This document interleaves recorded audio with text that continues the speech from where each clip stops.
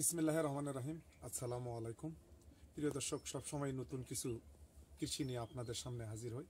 আজকে বোরো ধানের বীজতলা নিয়ে আপনাদেরকে একটা আপডেট দেব, যেটা আপনাদের সবসময় এই বোরো ধানের বীজতলা নিয়ে আমাদের দেশের কৃষকেরা হতাশাগ্রস্ত, ক্ষতিগ্রস্ত এবং অনেক জায়গার অপচয়, অনেকভাবে ক্ষতিগ্রস্ত হন।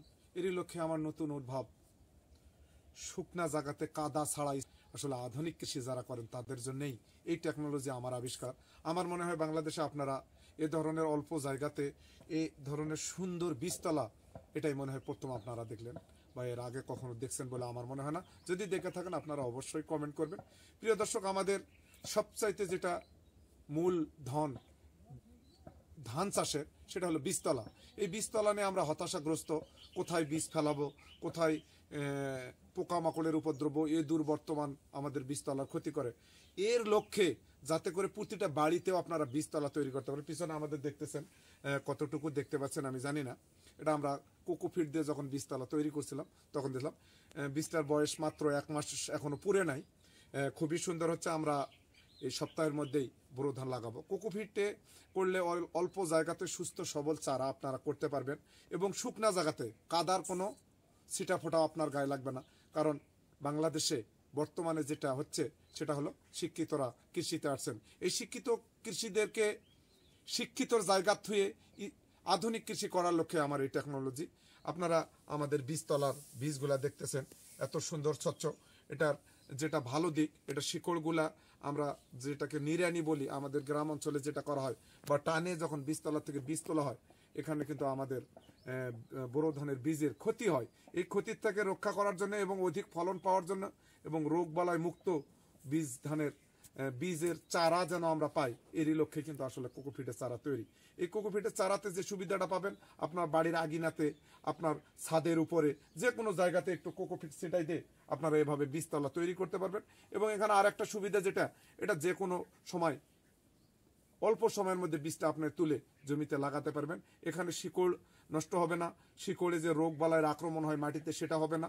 আমাদের প্রযুক্তি যান্ত্রিক দেশের ভিন্ন কৃষি ছাড়া আমরা কখনোই কিন্তু লাভবান হতে পারবো না। ভিন্নতায় আমাদেরকে আধুনিক কৃষি এর বিপ্লব ঘটাইছে।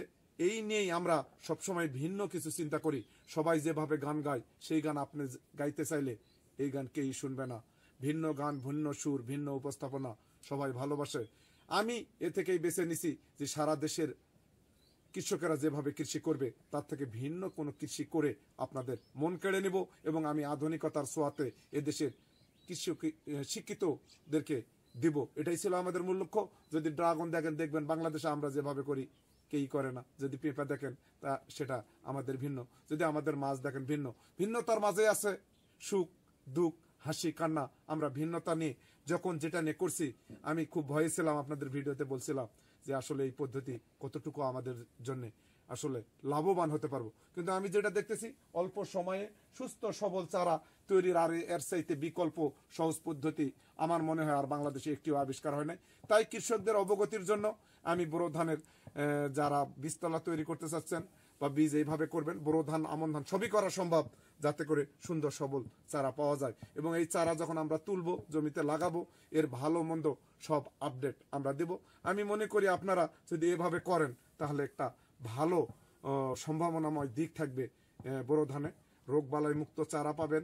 অল্প জায়গাতে যে বোরো ধানের চারা নিয়ে সমস্যা সেটা থাকবে না, এবং বীজতলা থেকে বীজ সংগ্রহ করতে অল্প সময়ে পারবেন, এবং অল্প সময়ে কাদা পানি যাদের নাই, কিচ্ছু লাগে না। আপনারা যদি একটু দেখেন, আমরা শুধু পানি ছিটাই দিছি, ধান হয়ে গেছে। এর চেয়ে আর ভালো কোনো পদ্ধতি হতে পারে না। এই পদ্ধতি গ্রহণ করে আপনারাও উপকৃত হন। আমি শুধু একাই ভালো থাকতে চাই না, এদেশের প্রতিটা কৃষকের মুখে হাসি ফুটাতে চাই। প্রতিটা কৃষক ভালো থাক, এই ছিল স্বপ্ন, এই ছিল চাওয়া। এই বলে আমার কৃষিতে আসা। আমরা অবশ্যই একসময় ভালো করব, এই আশা ব্যর্থ করে শেষ করলাম। আসসালামু আলাইকুম।